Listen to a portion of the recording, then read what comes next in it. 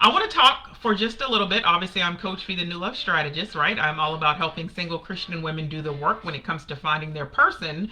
And as you can see from the title of this, I just want to talk for a few minutes about understanding your trauma responses, or your trauma response, should I say. A lot of people don't even know why they do what they do.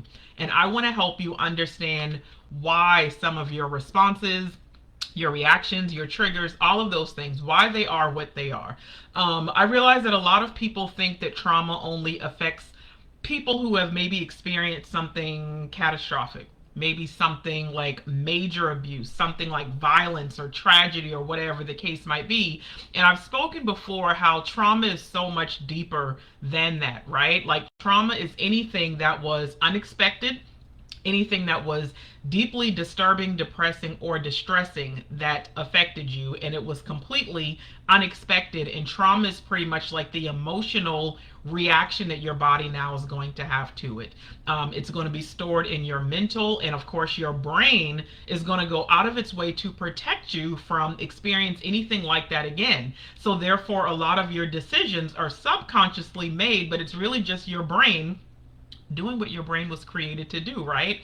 So in reality, trauma can stem from repeated emotional wounds. It can come from abuse of any kind.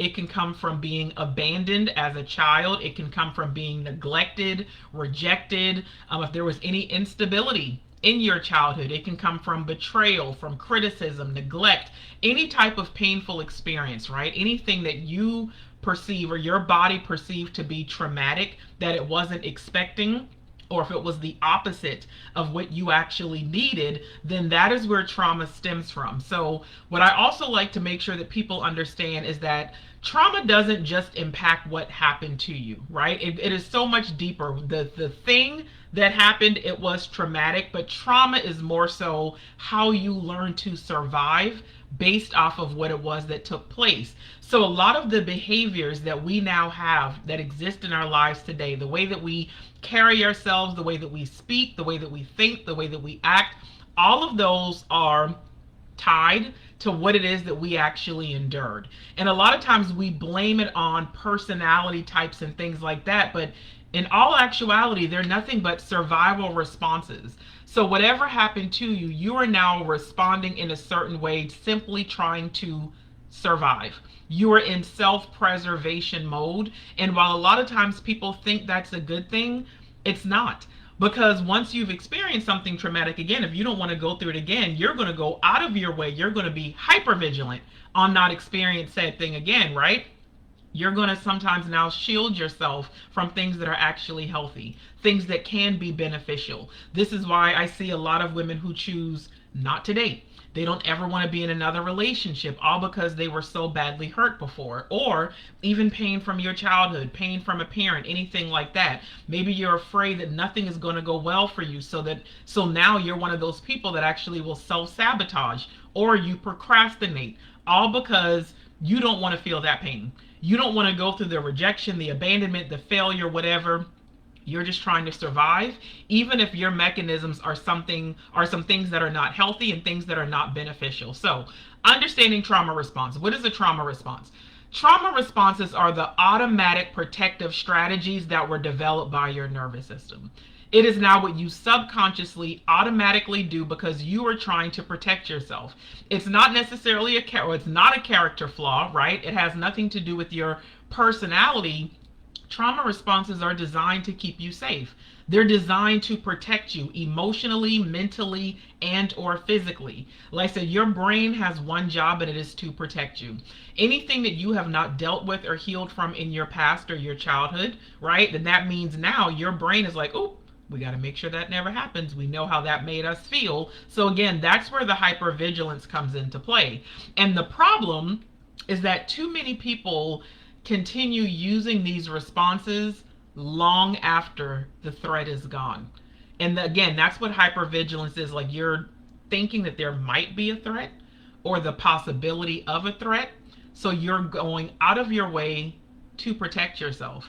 This is one of the reasons why so many people struggle when it comes to vulnerability.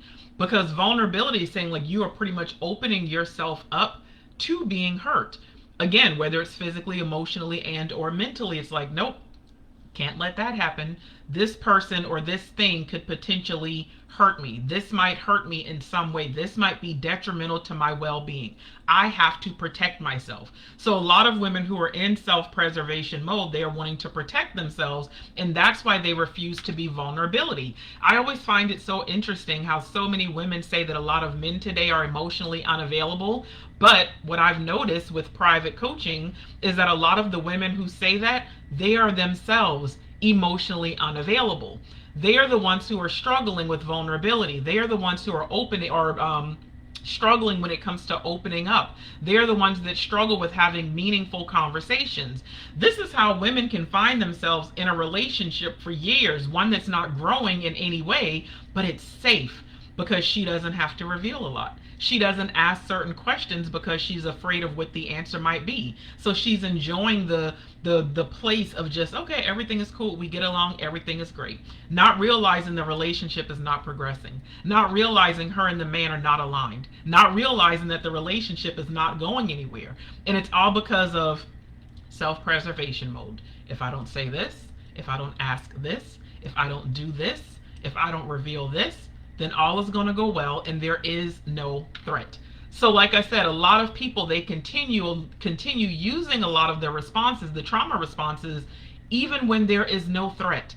Even it can be something that took place in your childhood, whether it was a single moment, like a single event, or whether it was a series of events. In the Stop the Trauma workshop, I'm going to talk about all the different types of trauma and how it develops. But it doesn't really matter. All that person knows is how they felt as a child, what they experienced and what they endured as a child, and they never want to go there again. So let me ask you, do you know what your trauma response is? There are 4 of them. There are 4 trauma responses, and I want you to understand yours so that you can then do the necessary work to work through it. The first trauma response would be fight. A lot of people are familiar with this one. If you have the fight trauma response, it means that you attempt to gain safety through control. That used to be my issue. But whether it's through control, whether it's through confrontation, whether it's through aggression, whatever. This can show up like a lot of defensiveness, maybe anger. Maybe you have some argumentative behavior. I dated a guy like that. And I will say, in his defense, this man, he was a veteran, like he had, been in the army for some time. So with him, it felt like everything was combat mode. Like I just never knew when he was going to explode, when he was going to go off, what the next argument was going to be. But he was always in fight mode. Another sign of the fight trauma response would, if you have controlling tendencies. That was my thing as well. Everything for me was all about control and self-preservation, not wanting to re-experience anything from my past. Maybe you have difficulty trusting other people. So someone who might offer you constructive criticism or constructive feedback, you will immediately feel attacked. Maybe even thinking that you're being rejected in some way, and instead of shutting down, you immediately go on the defensive. That would mean that you suffer from the fight trauma response. Another trauma response would be flight. This is where people actually attempt to gain safety through either action or achievement or escape. This is where they find themselves always overworking. Maybe they are the ones who find themselves engulfed in perfectionism, like everything has to be perfect, because there's that deep belief of, if I am perfect, if everything is well, then I'm not going to be rejected. I'm not going to be, discarded or whatever the case might be. Some women show up in this with constant busyness. They just always have to be doing something because it keeps the mind occupied. Difficulty resting shows up in people that have the flight trauma response. Avoiding difficult conversations, because again, it keeps you safe in that bubble. You don't have to worry about what someone is going to ask you. You don't have to worry about what it is that you might have to reveal, whatever the case might be. So it's like staying busy is something that feels good to you, because slowing down would actually cause you to face certain things that you don't want to face. It would cause you to feel certain emotions that you've been avoiding. So anything to get you from going through that, it's like, nope, flight, which means like pretty much flee, run away from, avoid in whatever way possible. The third trauma response is freeze. A lot of women that I've worked with fall in this category. They attempt to gain control by just shutting down, whether it's procrastination, whether it's feeling like they are stuck. Maybe they're stagnant in some way. Maybe there's some emotional numbness. They don't really allow themselves the opportunity to feel. They suppress a lot of things. They struggle when it comes to making certain decisions. These are the ones who oftentimes withdraw. They withdraw socially. They kind of withdraw from life. This is where it's like knowing what needs to be done, but feeling completely unable to move forward, feeling completely unable to do what is necessary. This just means you freeze. A lot of women do this even in relationships, and when it comes to discussions, arguments, debates, whatever, it's like freeze, because it's like, no, I don't want to do the wrong thing. I don't know how this is going to make me feel. I don't want to have these emotions come up, whatever the case might be. So freeze is the third one. The last one would be fawn, Fawn, because some people, I know some, like I just, the way I pronounce things. But fawn, this is where you actually attempt to gain, not control, attempt to gain safety by pleasing others. So like I said, the majority of the women that I work with, they fall into the freeze category. The rest typically are in the fawn category. This is where all the people-pleasing behavior comes into play. This is where there are either weak boundaries or no boundaries at all. Maybe there's a fear of disappointing others. Maybe there's the overgiving, going out of your way to avoid conflict. This is a lot of times I see women who they say yes when they desperately want to say no. Whether it's to a date, whether it's to a relationship, whether it's something that's being suggested within the relationship, even when it comes to sex. Even when a woman desperately wants to say no, she will still say yes. This is fawn. This is where you give in and you kind of neglect, not kind of, you neglect yourself. You neglect your own needs and desires and perceived, I'm not going to say safety, but you do whatever is necessary because it's like you're still wanting to feel safe. So it's like you just kind of shrink down a little bit so that there's no threat in some way. So I'm curious, which response shows up most often in your life? What is the one that you typically revert to? And how has that response actually helped you? I'm sure in some way you're actually thinking that it's helped you survive, right? Because that's what it is. A trauma response is there to help you survive. But I would also then ask you, in what way might it be limiting you today? How is it holding you back? How is it stopping you from being the best version of yourself? Is God pleased with the way that you respond? Because a lot of times we're not just neglecting us, it means we're neglecting the version of ourselves that God actually has desired and created for us to be. What would change if you no longer needed that survival strategy? Whatever your survival strategy is, whatever your coping mechanism is, whatever your defensive mechanisms are, what would change if you no longer went to those things? Understanding your trauma response is important because, again, a lot of people don't even know why they do what they do. And then also you can see how it might be hurting you. So then that means we get to work through it so that you can show up and be the best version of yourself. Listen, healing isn't about judging yourself for the way you've survived. I would say surviving just means you're doing the best that you can with the cards that you've been dealt at the end of the day. But what I also do know, trust, and believe is that we were not meant to just survive. We were not created to just survive. We are meant to thrive.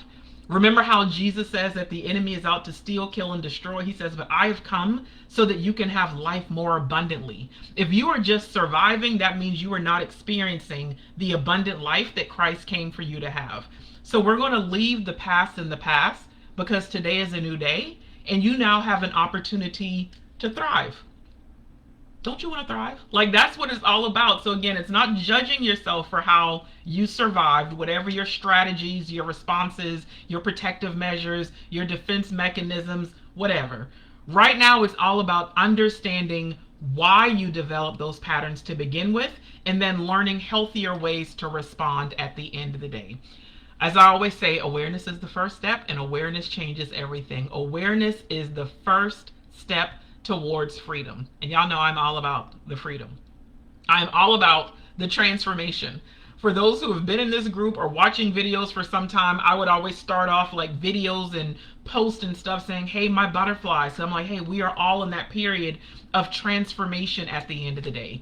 You were once something that was, beautiful and in that little cocoon, but it's all about breaking out and becoming something even more beautiful. That cocoon was meant to protect you, but that cocoon, that's not you being the best version of yourself, okay? So if this resonated with you, then you're going to love Stop the Trauma. I'm bringing it back again, my live workshop that I like to do, and it's just on helping women understand exactly what trauma is and identifying the traumatic experiences that you have experienced, identifying what level of trauma that you might actually be at, realizing how it's been affecting you as well. Because again, what so many people don't realize is that trauma, since it affects the brain, that means trauma has been affecting you relationally, socially, financially, mentally, emotionally, spiritually, because it affects your relationship with God and your spiritual journey.